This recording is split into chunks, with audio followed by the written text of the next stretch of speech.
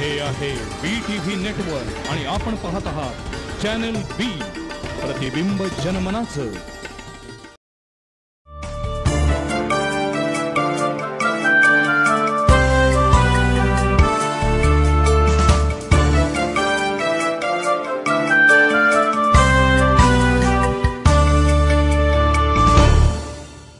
नमस्कार.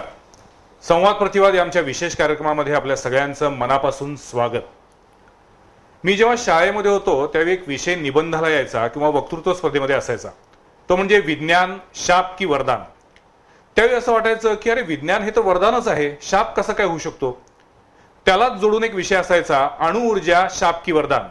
आणि मग त्याच्याबद्दल जेव्हा विचार करायला सुरुवात केली, त्याच्याबद्दल जेव्हा माहिती मिळायला सुरुवात झाली, तेव्हा असं लक्षात आलं की अणुऊर्जेचा उपयोग वीज निर्मिती करण्यासाठी म्हणजे विधायक कामासाठी पण होऊ शकतो आणि बॉम्ब तयार करण्यासाठी विध्वंसक करण्यासाठी सुद्धा होऊ शकतो. विज्ञानाचे तसंच आहे, तुम्ही त्याचा ज्या पद्धतीने उपयोग करून घ्याल त्या पद्धतीने त्याचा उपयोग होऊ शकतो. आज हा मुद्दा बोलण्याचं कारण असं की गेल्या काही वर्षामध्ये आपल्या सगळ्यांच्याच आयुष्यामध्ये IT-नं म्हणजे इन्फॉर्मेशन टेक्नॉलॉजीनं एक प्रकारे क्रांती केलेली आहे. त्याच्यातून संपर्क क्रांती झालेली आहे. म्हणजे कधी काही आपल्याकडे कोल्हापुरामध्ये पेजर आला, बघता बघता पेजर आउटडेटेड झाला आणि मोबाईल आले. मोबाईल असणं हे श्रीमंताचं लक्षण मानलं जायचं, पण आता मोबाईल प्रत्येकाच्या हातात येऊ लागला. आणि आता मोबाईलच्या बरोबरीनं जे काही सोशल मीडिया आहेत, ज्याच्यामध्ये फेसबुक असेल, व्हॉट्सअप असेल, ट्विटर असेल, याच्यामध्ये सुद्धा सर्वसामान्य माणूस आता ऍक्टिव्ह होऊ लागलेला आहे. इंटरनेटचा वापर हळूहळू प्रचंड प्रमाणात वाढत गेलेला आहे. आणि आता तर अनेकांच्या मोबाईलवरती, ज्याला आपण स्मार्टफोन म्हणतो, अशा स्मार्टफोनवरती हे व्हॉट्सअप, फेसबुक अहोरात्र चालू असतं. याच्यातून माणूस एकमेकांच्या जवळ आलाय की दुरावलाय हा एक पुन्हा वेगळा मुद्दा आहे. पण सोशल मीडियाचा वापर, गैरवापर आणि त्याच्यातून होणारे सामाजिक परिणाम, दुष्परिणाम या विषयावरती आज आम्हाला बोलायचे. गेल्या 2-4 दिवसामध्ये कोल्हापूरसह संपूर्ण महाराष्ट्रामध्ये जी काही परिस्थिती उद्भवलेली आहे त्या पार्श्वभूमीवरती आज आम्ही हा विषय निवडलेला आहे. आणि त्यासाठी आज आमच्या स्टुडिओमध्ये आलेले आहेत IT असोसिएशन ऑफ कोल्हापूरचे अध्यक्ष विनय गुप्ते, त्यांचं स्वागत. त्याचबरोबर ऍड फाईन या जाहिरात संस्थेचे अमर पाटील आणि IT क्षेत्रामध्ये नेहमीच काम करणारा एक नागरिक म्हणून, एक नवयुवक म्हणून बोलवलेला आहे तो विनायक पाचलक. सुरुवातीला आपण जो आता विषय बोलला त्या पद्धतीनं की गेल्या 2-4 दिवसामध्ये कोल्हापूरसह संपूर्ण महाराष्ट्रात जो काही प्रचंड वाद किंवा एक ज्याला आपण उद्रेक उफाळून आलेला आहे, त्याचं मूळ कारण आहे हे सोशल मीडिया. फेसबुकवरती कुणीतरी अज्ञात इस्मानं जी काही चुकीची चित्र टाकली, त्याच्यामुळं भावना दुखावल्या म्हणून कोल्हापूरमध्ये सुद्धा उद्रेक झाला आणि त्याच्यातून अनेक लोकांच्या घरांची, त्यांच्या वाहनांची तोडफोड झाली. आज पुन्हा एकदा हा विषय येण्याचं कारण हेच आहे की दिवसेंदिवस सोशल मीडिया वापरणाऱ्यांची संख्या वाढतीये. पण सोशल मीडिया हे म्हणावं तसं दुधारी अस्त्र आहे आणि त्याचा कोण कसा वापर करतोय याच्यावरती मात्र कंट्रोल नाहीये, अंकुश नाहीये. पहिल्यांदा गुप्ते साहेब मी तुम्हाला विचारणार आहे की टेक्नॉलॉजिकली जर फेसबुकवरती एखादी कोणीतरी पोस्ट अपलोड केली तर ती अचूकपणे शोध घेता येतो का की ती पोस्ट कोणी टाकलेली आहे याचा मुळाशी जाऊन शोध घेता येतो का? तसं तंत्रज्ञान आहे का? नाही, तसं तंत्रज्ञान म्हटलं तर आहे, पण त्याच्यासाठी प्रॉपर चॅनल मधून जायला पाहिजे. तंत्रज्ञान टेक्निकली जर तुम्ही बघितलं तर तुमचा युजर अकाउंट जो असतो तो फेसबुकनं रजिस्टर करून घेतलाय. मधल्या काही 2-3 वर्षापूर्वी फेक आयडीज म्हणजे डुप्लिकेट अकाउंट्सची संख्या वाढली होती, त्यामुळे फेसबुकने काही ऍक्टिव्हिटीज केलेल्या आहेत आणि त्यातून तुमचं अकाउंट हे जेन्युइन असेल, तुम्ही जो वापरतो त्याचंच असेल ह्याची काळजी घेतलेली आहे. त्याच्यासाठी त्यांनी मोबाईल नंबर त्याला अटॅच करून घेतलेला आहे. म्हणजे फेसबुक, सोशल मीडियाचे जे 3-4 प्रकार आहेत त्यातला जो फेसबुक हा जो प्रकार आहे, ह्या प्रकारावरती तुम्ही ज्या अकाउंटवरनं पोस्ट केलेलं आहे ते अकाउंट ओरिजिनल असायची किंवा ओरिजिनल म्हणून ते अकाउंट तुम्ही क्रिएट करायची ही मॅक्झिमम काळजी फेसबुककडनं घेतली गेलेली आहे. कंपनीकडनं काळजी घेतलेली आहे. ह्याचा अर्थ असा आहे लोकांकडनं थोडी काळजी घेतली जात नाही, वारंवार उघडकीस आलेला आहे. पुढचा अर्थ असा आहे की जेव्हा तुम्ही एखाद्या ग्रुपवर, पेजवर पोस्ट करता, ते पोस्ट तुम्ही तुमच्या अकाउंटवरून केलेलं असतं. फेसबुकवर आज जाताना तुम्हाला कुठल्या तरी अकाउंटचं आयडी देऊनच जायला लागतं. त्यामुळे आज जातानाच तुम्ही आयडेंटिटी घेऊन गेलेलं असतात, जी काय आयडेंटिटी तुम्ही क्रिएट केली होती. त्यामुळे तुम्ही कुठल्याही पेजवर, कुठल्याही ग्रुपवर, कुठल्याही तुमच्या स्वतःच्या वॉलवर जरी पोस्ट केली असेल तर ती कुठल्या तरी अकाउंटला अटॅच असते आणि त्या अकाउंटची ट्रेसेबिलिटी शक्य आहे. ती ट्रेसेबिलिटी फेसबुकने घेतलेल्या काळजीप्रमाणे त्याला अटॅच केलेल्या मोबाईल नंबरच्या माध्यमातून शक्य आहे, किंवा ते फेसबुक अकाउंट तुम्ही ज्या डिव्हाइसवरनं वापरताय त्या डिव्हाइसच्या ट्रेसेबिलिटीवरून शक्य आहे, किंवा तुम्ही ज्या नेट कॅफे किंवा घरातून वापरताय त्या तुमच्या मशीनच्या मॅक आयडी आणि IP ह्यासारख्या नंबरवरून शक्य आहे. ओके. त्यामुळे तुमचा ट्रेसेबिलिटी तिथे जातो. म्हणजे चोर चोरी करतो तरी तो कुठेतरी पुरावा सोडून जातो, काहीतरी सोडून जातो. तसे ते पुरावे सोडलेलेच आहेत. टेक्निकली ते पुरावे गोळाही करतात सायबर फोरेन्सिक. पण आज आपल्याकडे तुम्ही म्हणता त्या पद्धतीनं एखाद्या कुठल्या कॉम्प्युटरवरून ते अपलोड केलं हे आपल्याला IP ऍड्रेस वरून कळू शकेल. बरोबर. परंतु तो कॉम्प्युटर जर 4-5 लोक वापरणारी असतील किंवा इंटरनेट कॅफेमधून जर असे प्रकार घडत असतील तर त्याच्यावरती काही कंट्रोल असायचं कारणच नाहीये, किंवा कसा कंट्रोल ठेवणार? बरोबर अमर? तो तसा युजर पर्टिक्युलर सापडणं शक्य नाहीये. तुम्हीच जसं सांगितलं नेट कॅफे असेल किंवा एक असा कॉम्प्युटर ज्याला बऱ्याच जणांचा ऍक्सेस आहे, त्या ठिकाणी तो पर्टिक्युलर युजर हा सापडणे अशक्य आहे, माझं मत आहे. IP ऍड्रेस ठीक आहे, आज मोबाईल नंबर अटॅच करून घ्यायला लागलेत, आज कुठलंही कार्ड कोणालाही सहजरित्या उपलब्ध होतं आणि त्याच्यावर रजिस्ट्रेशन करता येऊ शकतं. अगदी. ह्यामुळं पर्टिक्युलर ती व्यक्ती सापडणे मला वाटतं शक्य नाहीये. सोशल नेटवर्किंग आपण जर म्हणतो, ह्याचा अर्थच बघा, सुरुवात याची झाली, we are calling it social networking. Facebook असेल, ट्विटर असेल, व्हॉट्सअप असेल, याची सुरुवात जी झाली ही आपलं नेटवर्किंग वाढवण्यासाठी झाली. खूप लोकांनी यातून आपले जुने मित्र मिळाले, काही लोकांना नातलगांचे दैनंदिन घटना काय घडायला लागले हे कळायला लागले. काही लोकांनी इथंपर्यंत केली की आपले स्कूलची बॅच मधली जुनी लोक ज्यांचा संपर्क 20-20 वर्ष नव्हता ते सापडले. इथंपर्यंत ते माध्यम योग्य होतं कारण की ते जेन्युइन आयडी होत्या. पण ज्यावेळी वेगळ्या कारणासाठी हे माध्यम वापरलं जाऊ लागलं, आपण जसं म्हणतो ना, टेक्नॉलॉजीचा वापर केला तर चांगला आहे, केला तर वाईट आहे. कोणतंही माध्यम, कुठलंही, म्हणजे इंटरनेट ज्यावेळी आलं, इंटरनेटचे चुकीचे वापर केले गेले सुरुवातीला. अजूनही होत आहेत. म्हणजे इंटरनेटवरती तर इतक्या वेगळ्या साईट्स असतात, तर ही लहान मुलं नेमक्या कुठल्या साईट्स बघतायत याची पालकांना काळजी असतेच. त्यामुळे सुरुवातीला म्हटलं तसं की ही सगळी जी काही माध्यम आलेली आहेत ही दुधारी अस्त्र आहेत. याच्या बाबतीत मला काय आता जसं विनय सर म्हणाले की आपण ह्यांना म्हणतो ते व्हर्च्युअल नेटवर्क असं म्हणतो. जेव्हा तुम्ही एखाद्या फेसबुकवरती जाता किंवा ट्विटरवरती जाता तेव्हा तुमच्या अकाउंट मधून जाता. ही टेक्नॉलॉजी हे तुमचं अकाउंट ट्रेस करते, पण हे अकाउंट हे व्हर्च्युअल आहे आणि मी माणूस प्रत्यक्षात आहे. माणूस आणि अकाउंट यांच्यातली जी अटॅचमेंट आहे ती कोणीच तपासू शकणार नाही. तिथं हा जो व्हल्नरेबिलिटीचा प्रॉब्लेम होतो तिथं येतो. आता अमर जसं म्हणले किंवा तुम्ही आता म्हणलात गुप्ते साहेब की ज्या पद्धतीनं एखाद्या मोबाईल नंबरवरून तो अटॅच केला असतो, पण आता आपण बघतोय की सर्रास सिम कार्ड मिळतात. अनेक दहशतवादी हल्ले हे अशा पद्धतीच्या फेक सिम कार्डवरनं त्याचा वापर करून झालेले आहेत आपल्याला माहिती आहे. त्यामुळे असं एखादा फेक नंबर घ्यायचा, तो वापरायचा आणि नंतर सोडून द्यायचा. ज्याला समाजात तेढ निर्माण करायची आहे, ज्याला काही ना काहीतरी विघ्न निर्माण करायचंय, त्यानं जर इंटेन्शनली असं ठरवलं करायचं तर मग सोशल मीडिया हा संपूर्ण समाजासाठी एक प्रकारे थ्रेट निर्माण करणारं माध्यम बनणार, ही शंका आहे, ही भीती आहे. हे खरं आहे का? हे खरं आहे.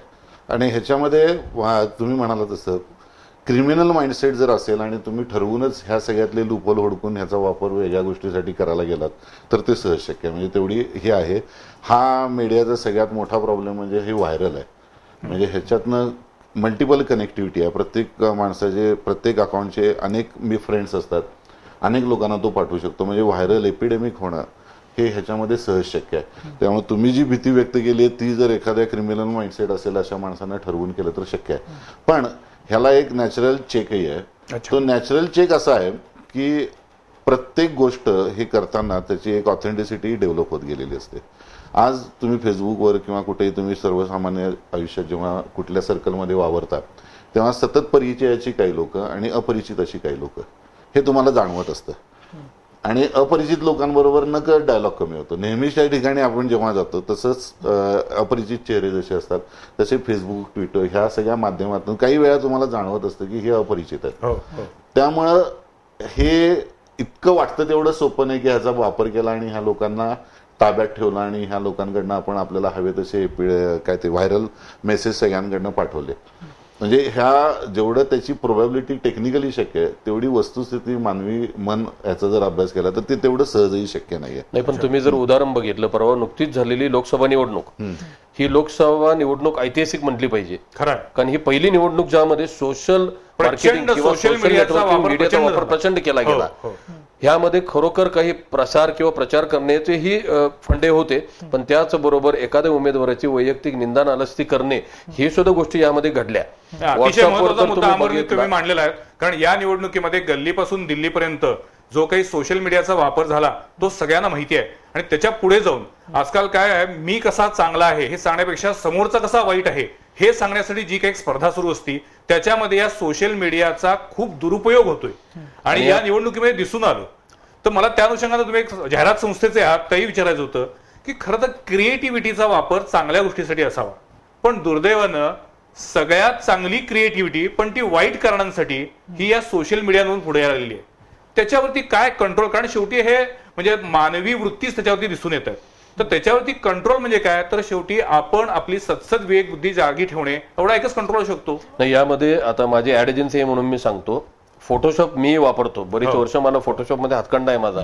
पण असे काही मी ह्याच्यावर पोस्ट बघितलेले आहेत, इतकं बेमालूमपणे चेहरे बदलले जातात, मॉर्फिंग केलं जातं, एखादं चित्र घेऊन दुसरा काहीतरी फोटो लावून त्यामधून चुकीचा मेसेज देणे, हा प्रकार इतके जेन्युइनली केला गेलाय की खरोखर थक्क व्हायला होतं.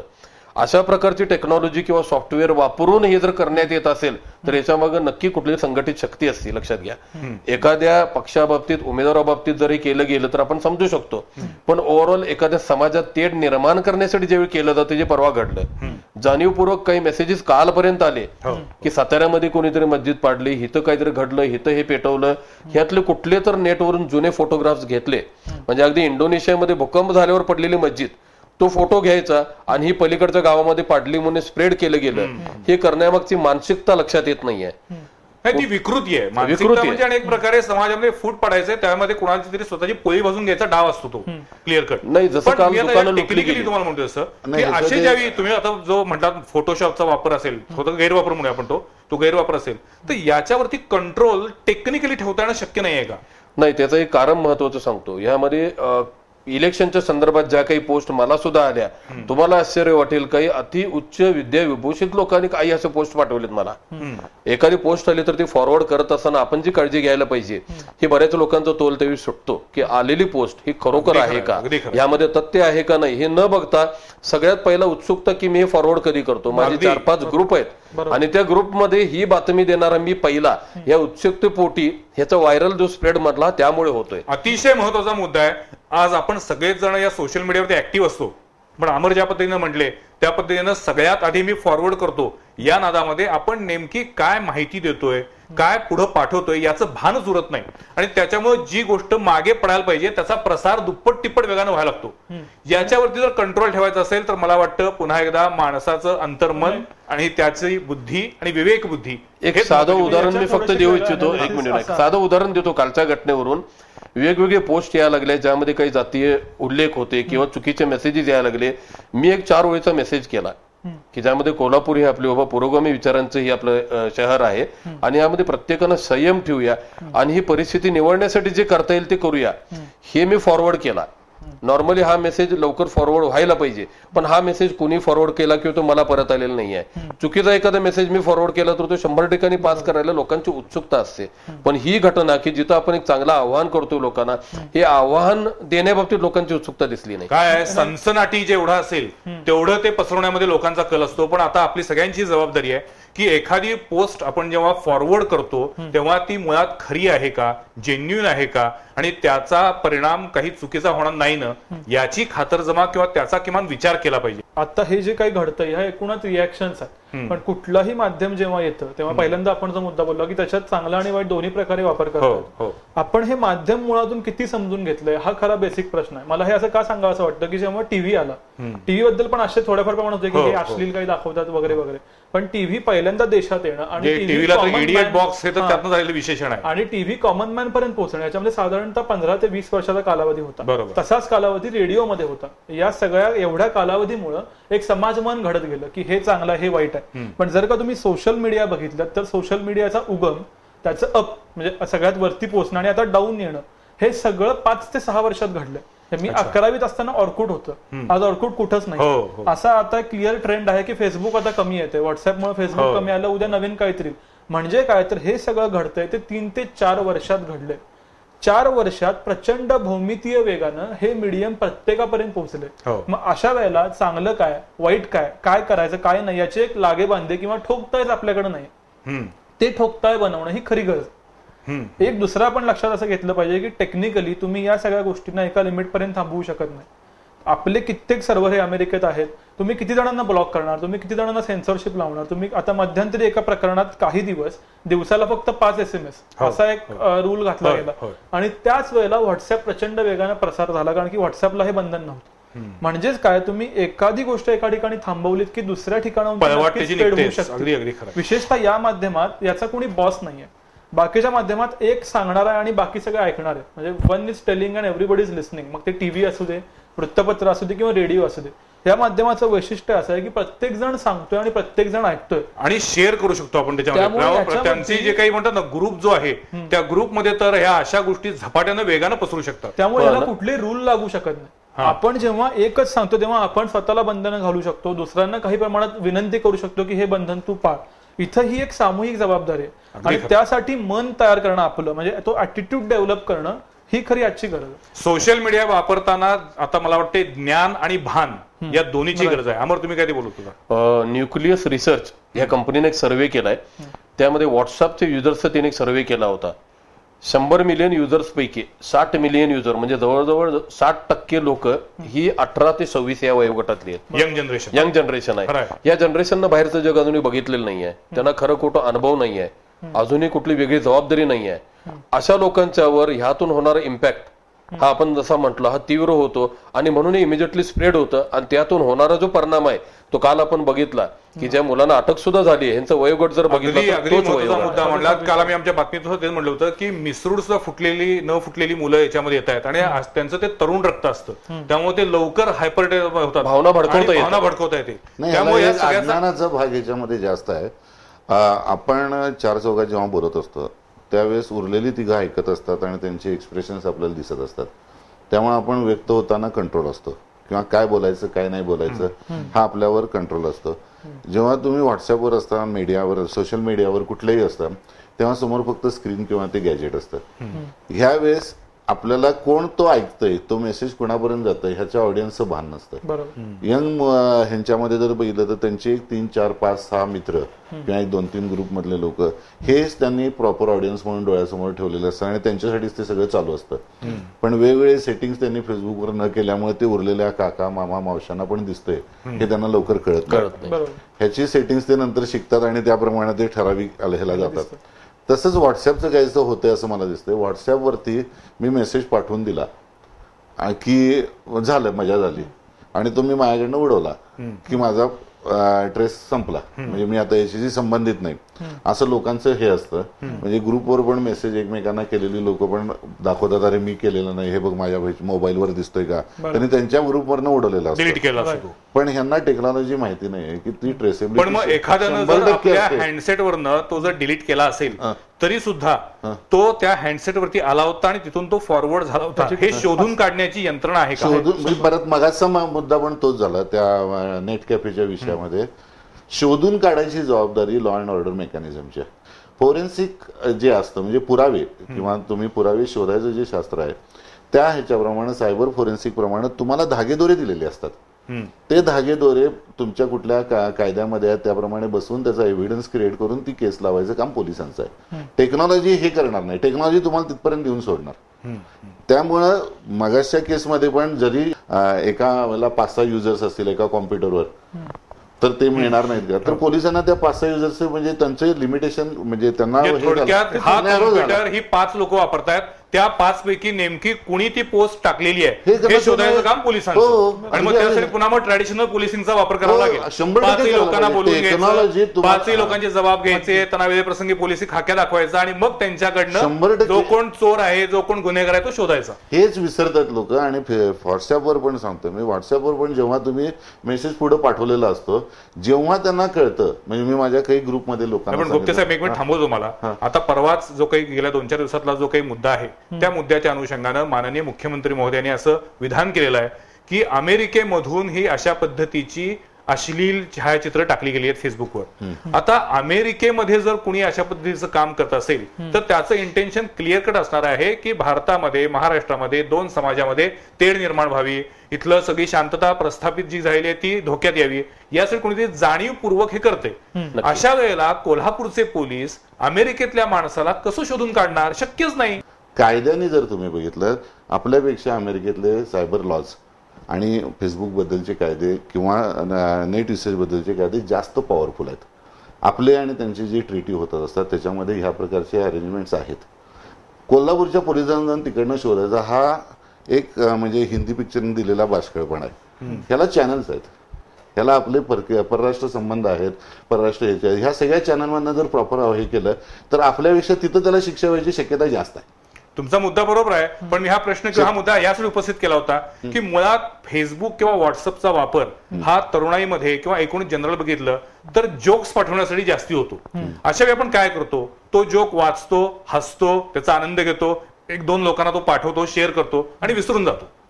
मला वाटतं जेव्हा समाज विघातक कारवायांसाठी या सोशल मीडियाचा वापर केला जातो तेव्हा हीच जबाबदारी आपली वाढलेली असती. आपण ते वाचावं, ते सोडून द्यावं आणि ते डिलीट करून टाकावं. त्याचा गांभीर्यानं आपल्या लगेच भावना दुखावल्या म्हणून थैथयाट करण्यापेक्षा जितक्या इझिली आपण एखादी गोष्ट वाचून सोडून देतोय तितक्याच इझिली ती विसरून जावी, ती सोडून द्यावी, ती डिलीट करून टाकावी. आणि त्याच्याबद्दल जर राग आला असेल, वाईट वाटलं असेल तर पोलीस यंत्रणेकडे रितसर तक्रार करावी. पोलिसांकडे तक्रार हा सगळ्यात महत्त्वाचा मुद्दा आहे. आणि त्याचे नंबर्सही आहेत. तुम्ही म्हणतात तसं गुप्ते साहेब की मुळात तुम्ही हे मान्य करत नाहीये, पण मुळात कोल्हापूर पोलीस दल असेल, महाराष्ट्र पोलीस दल असेल, यांना इतकी जबाबदारी आहे, इतकी व्यवधान आहेत.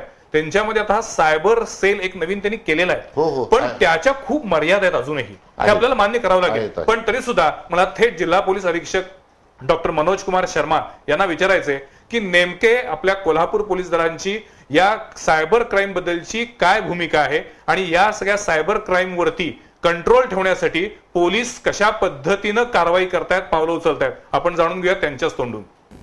सायबर क्राईमचे बद्दल आणि यामध्ये फेसबुक, यामध्ये आपला जो काही सोशल मीडियाची साईट्स आहे ते साईट्सचा गैरवापर होऊ नये यासाठी आपल्याकडे IT कानून आहे. IT कानूनाची धारा 66च्या अंतर्गत जर कुठल्याही माणसावर गुन्हा दाखल झाला तर त्याच्यावर आपण 3 वर्षापर्यंतची सजा पण त्याला होऊ शकतात. नंबर 1. नंबर 2, ते IT ॲक्टमध्ये 66F जर लावला आणि त्यामध्ये जर काही आतंकवादी गतिविधींसाठी या फेसबुकचा किंवा सोशल मीडियाचा प्रयोग केला तर त्याची सजा आणखी जास्त आहे. त्यामुळे मला असं वाटत आहे की आता IT कानून फार सक्त आहे आणि IT कानूनामध्ये जर कुठल्याही माणसांच्या जिम्मेदारी जर असली तर त्याच्यावर जास्त कडक कारवाई होऊ शकतात. त्यामुळे आपण आपले कोल्हापूरच्या माणसांना आपली विनंती राहील की ते फेसबुकच्या आणि आपले व्हॉट्सॲपचा गैरवापर ऐशी गतिविधीसाठी करू नका. त्याचे कारण समाजामध्ये संघर्ष होईल किंवा समाजामध्ये काही दुसऱ्या माणसांची भावनांचा त्याला भावना दुखेल. यासाठी या प्रकारच्या काही कोणालाही जर तक्रार करायची असेल तर ते तक्रार करू शकतात पोलिसांच्याकडे. आपण ऐकलं की कशा पद्धतीनं पोलीस सायबर क्राईमचा शोध घेतात किंवा तपास करतात आणि कशा पद्धतीनं शिक्षा होऊ शकते, काय होऊ शकते. पण मुळात मला असं वाटतं की आपली मनोवृत्ती हीच आपण आधी तपासून बघितली पाहिजे. सुरुवातीला म्हटल्या पद्धतीनं हे सोशल मीडिया हे साधन असं आहे की ते चांगल्या गोष्टीसाठी वापरलं तर चांगला तुम्हाला आनंद देतं, वाईट गोष्टीसाठी वापरलं तर मात्र सामाजिक शांतता धोक्यात येऊ शकते. अजूनही काही मुद्दे आहेत, पण त्यापूर्वी एक छोटासा ब्रेक आणि त्यानंतर पुन्हा एकदा सोशल मीडियाचा वापर, गैरवापर आणि सामाजिक जाणीव याबद्दल बोलूया. पाहत रहा संवाद प्रतिवाद.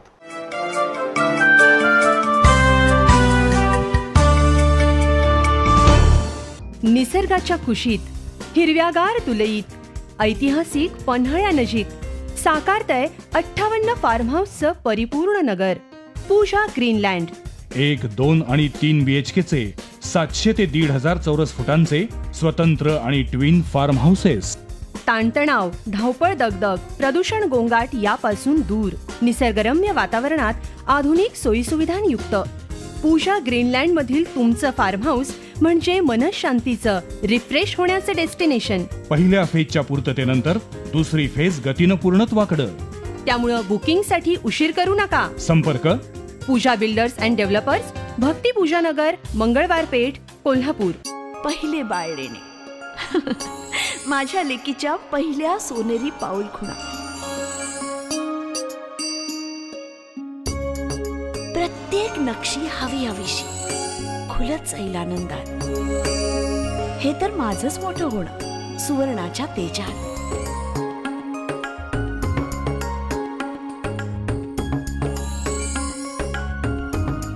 सारी स्वप्न सोन्यासारखी, सारेच क्षण पारखलेले, कण अन कण तिचेच तिच्याचसाठी वेचलेले. एके दिवशी सौंदर्याला मिळेल सौभाग्याची साथ, झळाळणारे तन्मन, रंगरूपाची बरसात, आयुष्य उजळवून टाकणार, अलंकाराने सजलेलं, पिढ्यानुपिढ्यांचं लखलखतं नाविन्य. महेंद्र ज्वेलर्स. निसर्गाच्या कुशीत, हिरव्यागार तुलईत, ऐतिहासिक पन्हाळ्यानजीक साकारतंय 58 फार्म हाऊसचं परिपूर्ण नगर. पूजा ग्रीनलँड. 1, 2 आणि 3 BHKचे 700 ते 1,500 चौरस फुटांचे स्वतंत्र आणि ट्विन फार्म हाऊसेस. ताणतणाव, धावपळ, दगदग, प्रदूषण, गोंगाट यापासून दूर, निसर्गरम्य वातावरणात आधुनिक सोयीसुविधांयुक्त. पूजा ग्रीनलँड मधील तुमचं फार्म हाऊस म्हणजे मनशांतीचं, रिफ्रेश होण्याचं डेस्टिनेशन. पहिल्या फेजच्या पूर्ततेनंतर दुसरी फेज गतीनं पूर्णत्वाकडं. त्यामुळं बुकिंगसाठी उशीर करू नका. संपर्क पूजा बिल्डर्स अँड डेव्हलपर्स, भक्ती पूजा नगर, मंगळवार पेठ, कोल्हापूर.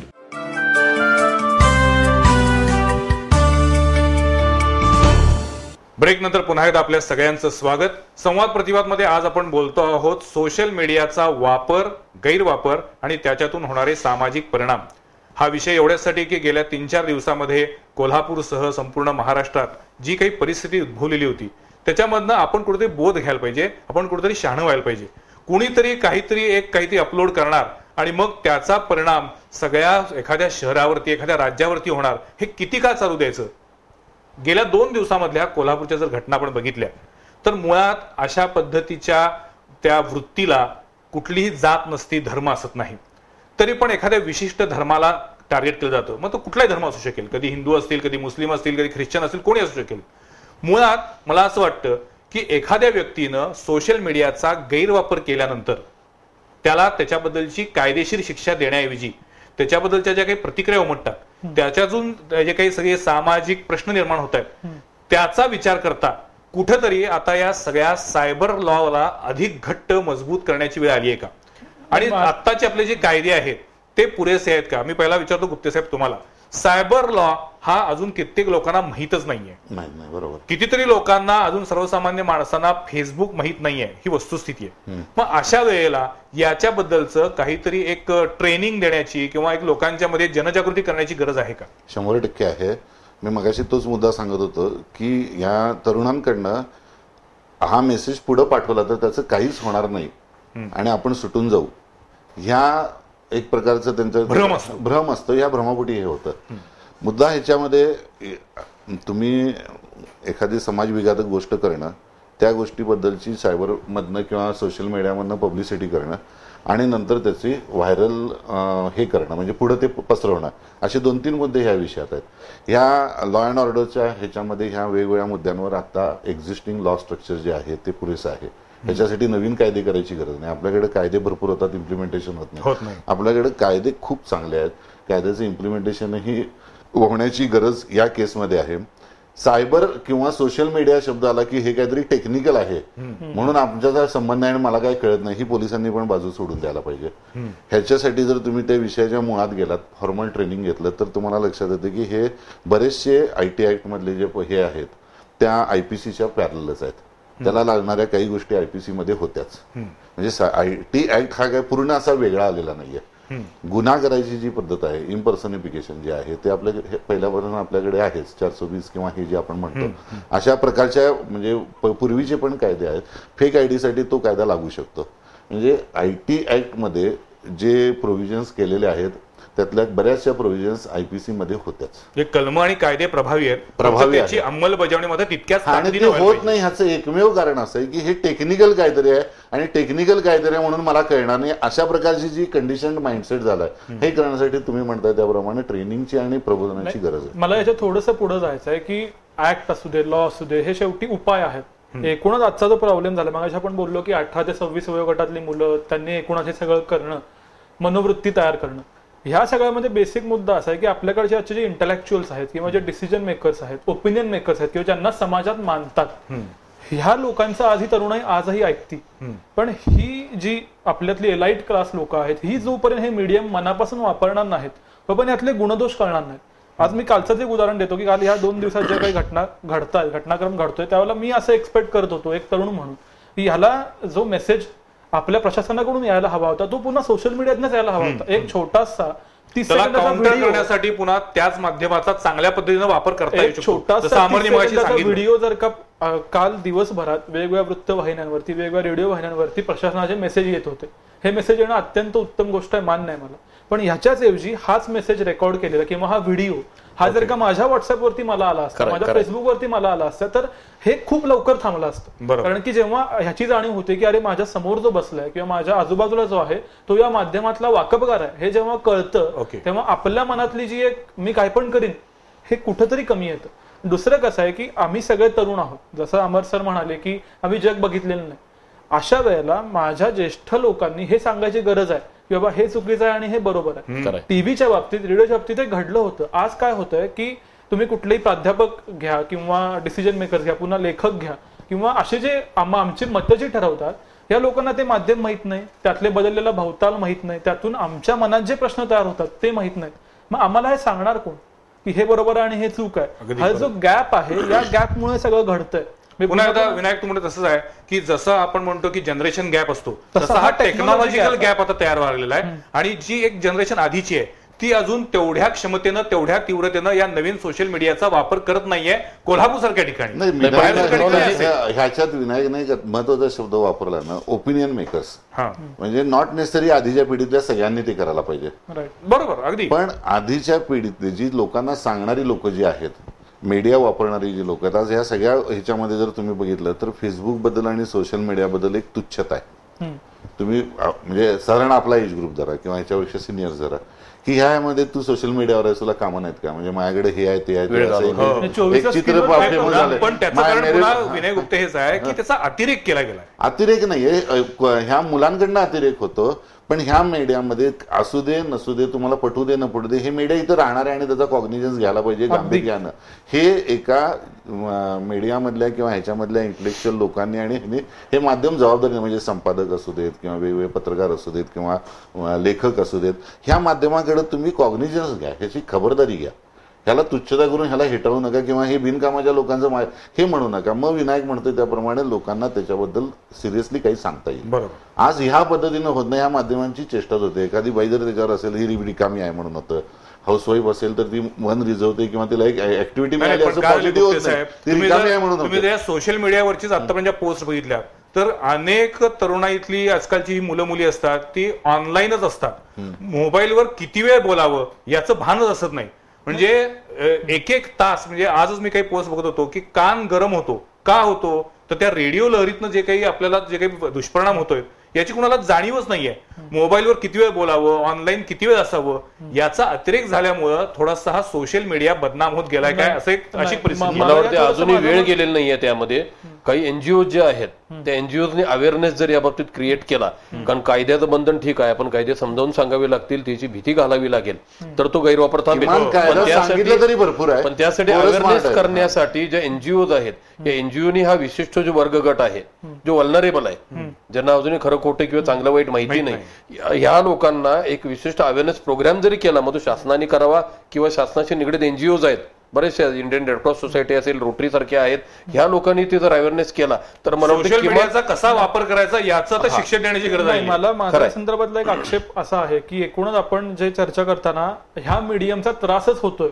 आता असं नाहीये, त्याचं मी आपण सुरुवातीला कबूल केलाय की त्याच्या दोन्ही बाजू आहेत, चांगल्या आणि वाईट.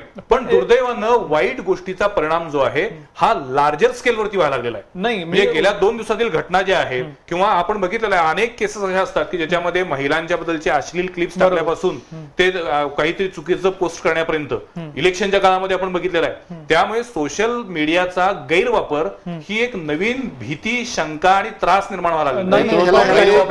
याच्यापेक्षा हे सोशल मीडिया यायच्या आधी 5-7 वर्षापूर्वी पण अफवांमुळे दंगली होतात होत्या. दंगलीच्या काळात किंवा हे रेस्ट्रिक्शन प्रसार व्हायचा प्रमाण आणि प्रचंड. माझा मुद्दा वेगळा आहे.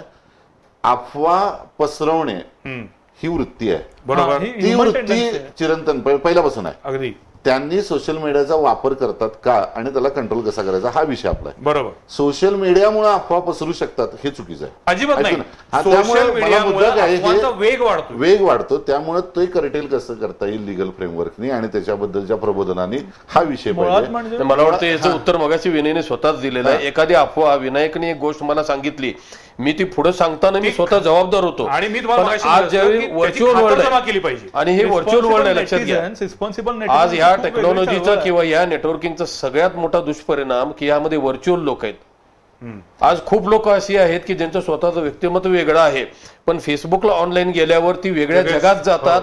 त्यांचं जर तुम्ही प्रोफाईल पिक्चर बघितला तर त्यांचा आवडता नट त्यामध्ये असतो किंवा त्यांचा WWF मधला रेसलर त्यामध्ये टाकतात आणि एका वेगळ्या भूमिकेत जाऊन ते पोस्ट येतात. व्हर्च्युअल वर्ल्ड फसवणूक झाल्याच्या घटना पण त्यातनं उघडकीस आल्या. आत्महत्या झालेली आहेत, मुलींची फसवणूक झाली, मुलींच्या बाबतीत चुकीचे फोटो टाकल्यामुळे काही मुलींनी आत्महत्या केलेली आहे. काल परवाची घटना आहे मुंबईमध्ये. ह्या ज्या चालीरीती आहेत या चालीरीती आपोआप इव्हॉल्व्ह होत असतात. हे आता इव्हॉल्विंग फेज आहे.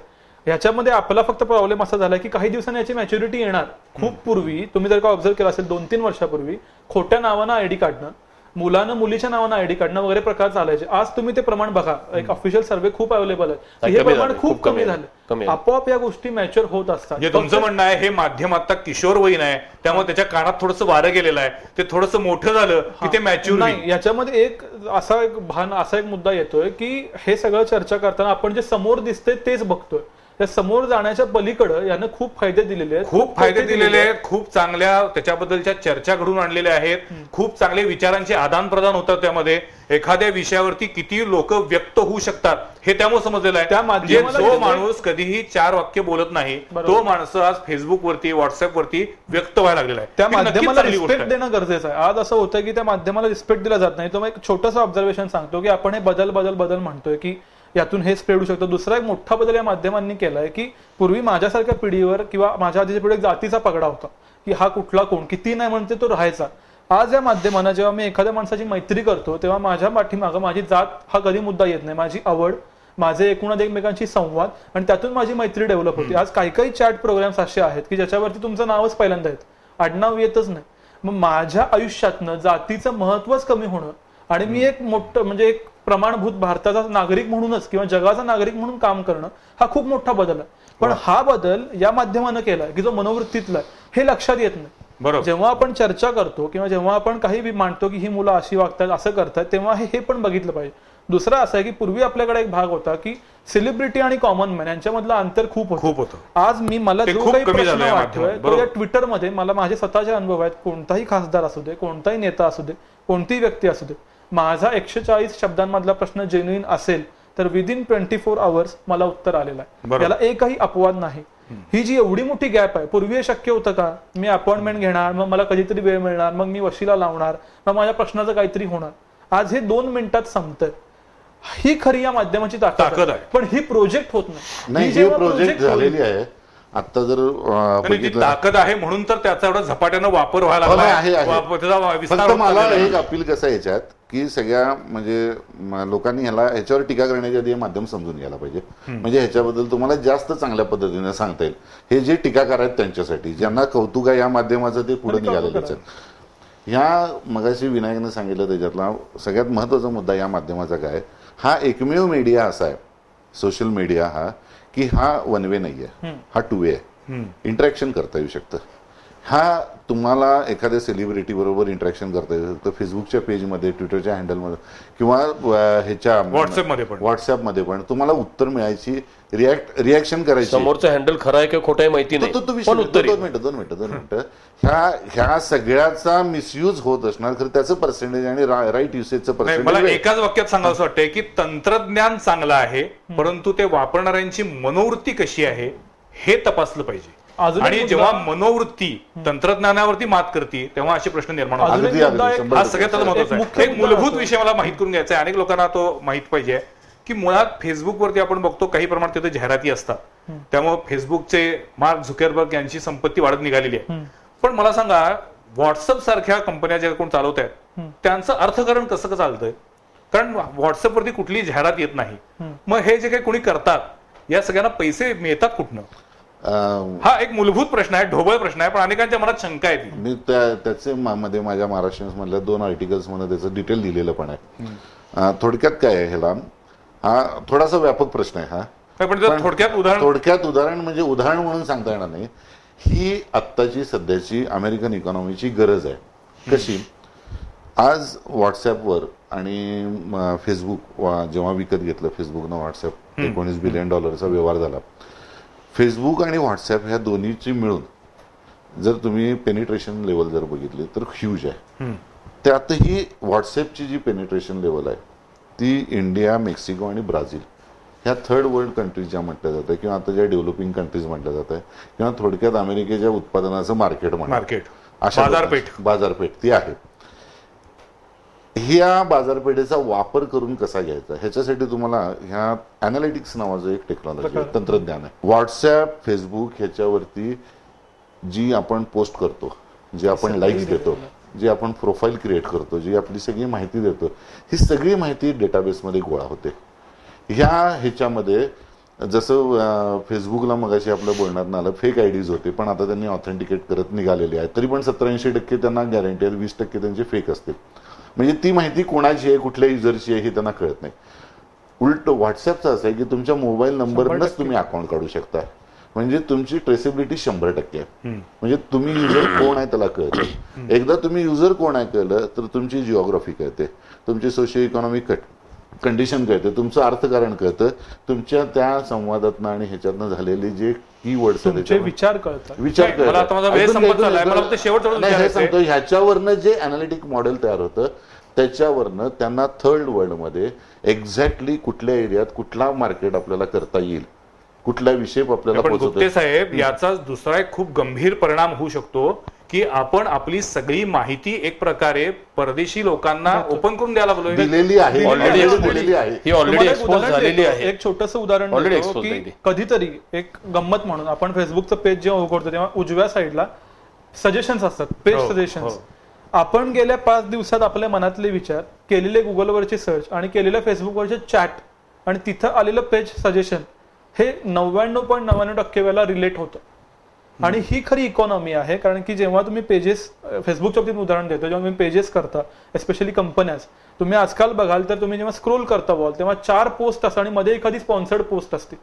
माध्यमाच्या गणितात एक लक्षात घ्या की तुम्ही बाकीच्या माध्यमात तुम्हाला याची गॅरंटी नसते की युजर ते बघेल, म्हणून आपला पेनिट्रेशन रेट कमी असतो. म्हणजे 2 लाख प्रति खपल्यानंतर 1000 माणसं जमतात. पण इथे एक गॅरंटी अशी आहे की मी 100% ते बघणार आहे. ह्या गॅरंटीमुळे मिळणारं अर्थकारण आणि होणाऱ्या गोष्टी पूर्ण वेगळ्या.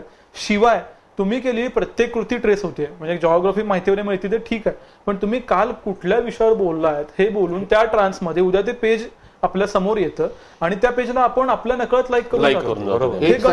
फेसबुकचं मार्केटिंग पेज आहे, फेसबुकला मार्केटिंग पेज म्हणून फॅसिलिटी आहे. तुमचं पेज तुम्ही मार्केट करू शकता आणि त्याच्यासाठी त्यांची पेज प्रमोशन्स वगैरे तिथे ऑप्शन्स आहेत. ती तुम्ही केलेली पोस्ट ही कोणी जरी उघडली, फेसबुकवर कोणी ऑनलाईन गेल्यावर सगळ्यात वरती तुमची पोस्ट दिसेल, इथपर्यंत मॅनेज करता येते. त्याच्याबद्दल खूप गंभीर धोके पण आहेत. अगदी परवा निवडणूक इथे उदाहरण झालेलंच आहे की विशिष्ट भाग, त्या भागामधली विशिष्ट वयोगटातली लोक त्यांना कसल्या पोस्ट द्यायचं इथपर्यंत परवा निवडणुकीमध्ये वापरतात. आपण आता मूळ मुद्द्याकडे या, जो मूळ आपला विषय होता. माझा वेळ खूप ऑलरेडी संपलेला आहे. शेवटचा मुद्दा आहे की आपण सोशल मीडियाच्या दुष्परिणामाबद्दल आता बोलत होतो, त्यानुसार आपल्याला लक्षात आलं की याच्यामध्ये चांगले जसे मुद्दे तसे वाईट मुद्दे आहेत. हे माध्यम दोन्ही अर्थानं वापरता येऊ शकतं, चांगलं आणि वाईट. पण जेव्हा एखाद्या फेसबुकवरती, व्हॉट्सअपवरती अशा पद्धतीनं समाज विघातक मजकूर येईल, चित्र येतील, त्यावेळेला सर्वसामान्य माणसानं काय रिॲक्ट व्हायला पाहिजे? अमर, तुम्हाला काय वाटतं, काय करू शकतो आपण? नाही, सर्वप्रथम आपण जी गोष्ट शेअर करतो, एखादी गोष्ट लाईक करणे न करणे हा वैयक्तिक इच्छेचा भाग आहे, पण एखादी गोष्ट शेअर करताना खूप जबाबदारीने केली पाहिजे. आलेली पोस्ट, त्याचे होणारे संभाव्य धोके, त्यातून निर्माण होणारे एका व्यक्तीबाबतची तेढ हे विचार करून असे पोस्ट शेअर न करणं हे मला वाटतं सगळ्यात सोपं यातली आपण घेतलेली प्रिकॉशन होईल. तुम्ही काय आवडीनं बघता, तुम्ही काय लाईक करता, हा भाग वैयक्तिक स्वातंत्र्य आहे तुमचं, त्याबाबतीत कोणालाही दुमत असायचं कारण नाही. ज्यावेळी तुम्ही ते एखाद्या ओपन पोस्टवर टाकता, मध्ये फेसबुक असेल, ट्विटर असेल, व्हॉट्सअप असेल, कुठलंही इतर ऍप असेल, ज्यावेळी तुम्ही शेअर करताय ते 100% काळजी घेतली पाहिजे की ह्यातून कोणाचंही मन दुखवलं गेलं नाही, कारण तो अधिकार आपल्या घटनेनं कोणालाही दिलेला नाही. त्याच्याविषयी एक अगदी सोपं जर सांगायचं असेल तर मला या पोरांसाठी एक मेसेज आहे. तुम्ही जे करणार आहे ते सापडणार आहे. तुम्हाला असं वाटत असेल तर आपण सुटलो हे करून आणि आपल्या पोस्टवरच्या डिलीट केल्या हँडसेटवरच्या की आपण सुटलो, तर तसं होणार नाही. तुम्ही सापडणारच आहेत. एक लक्षात ठेवा, कुठलाही मेसेज पुढे देत असताना तो समाज विघातक आहे का नाही हे स्वतःला विचारा. जर चुकीचं वाटत असेल करू नका, कारण आज ना उद्या तुम्ही नक्की सापडणार आहात. मला या कायद्याचे हात तुमच्यावरून पोहोचणार आहेत ह्याची काळजी घेऊनच हे करायला पाहिजे. मला या दोघांच्या पुढे जायचं आहे की आम्ही स्वतः तरुणाई म्हणून हा विचार केलाच पाहिजे. पण मी स्वतः हे करताना मी आजूबाजूच्या 10 जणांना सांगणं गरजेचं आहे. स्पेशली कुणाला? माझे भाऊ, माझे बहीण आणि माझे मित्र. याचं कारण असं की आम्हाला जरा अक्कल आलेली की हे घडतंय, हे चुकतंय. पण जे आज 15व्या वर्षी 14व्या वर्षी खोटं वय देऊन जे आत आले त्यांना आपण मोकळं सोडलंय. आणि खरं टार्गेट कवड्या सगळ्यांचं आम्ही नाहीच आहे. माझं तर मुख्य म्हणणं असं आहे की 14 ते 18 वयोगट हा यांचा सॉफ्ट टार्गेट आहे, रादर दॅन 18 ते 26. 14 ते 18 मध्ये त्यांनी ऑलरेडी एक खोटं बोलायची सवयच लागली. त्यांनी सुरुवातच खोटं बोलून केले की त्यांचं वय त्यांनी खोटं दिलं. त्यांना कळत काहीच नाही, सेन्स कुठला नाही. त्यामुळे आपण लाईक करताना आपण करू अगर न करू, लाईक शेअर करू नयेच. या दोघांच्या मताशी मी सहमत आहे. पण माझा जर का छोटा भाऊ, माझा मित्र करत त्याला जाऊन सांगणं की बाबा रे तू अडकतोयस, तू थांब, तर पुढच्या 2 वर्षात हे प्रश्न नक्कीच कमी. एक समारोप असा करता येईल त्यामध्ये, अगदी बिल गेट्सने सांगितलेलं वाक्य आहे, technology is here to stay, technology is here to grow. It is how we use the technology which will make the difference. अगदी खरं, अगदी खरं. मला वाटतं या तिन्ही लोकांनी आज जी काही मतं मांडलेली आहेत त्यात आपल्याला लक्षात आलं असेल की प्रचंड ताकदीची ही माध्यम आहे. सोशल मीडिया ज्याला आपण सामाजिक माध्यम असं ज्याला म्हणतोय, त्यावेळेला आपल्या सगळ्यांच्या मध्ये सुद्धा ती सामाजिक बांधिलकी असली पाहिजे, ती दृष्टी असली पाहिजे, ती इच्छाशक्ती असली पाहिजे. मी जे काही पुढे पाठवतोय, मी ज्याचा काही प्रसार करतोय त्याचा चुकीचा परिणाम होणार नाही ना हे आधी स्वतःच्या मनाला विचारलं पाहिजे. आणि प्रत्येकानं जर ती जबाबदारी घेतली तर मला वाटतं या सोशल मीडियाचा चांगल्या गोष्टीसाठी उपयोग होऊ शकतो, झालेला आहे आणि यापुढे करता येईल. आज आमच्या स्टुडिओमध्ये हे तिन्ही मान्यवर आले आणि या विषयावरती मनमोकळेपणानं बोलले, याबद्दल मी त्यांचे आभार मानतो. पुढच्या सोमवारी पाहायला विसरू नका आणखीन एका विषयावरील चर्चा संवाद प्रतिवाद मध्ये.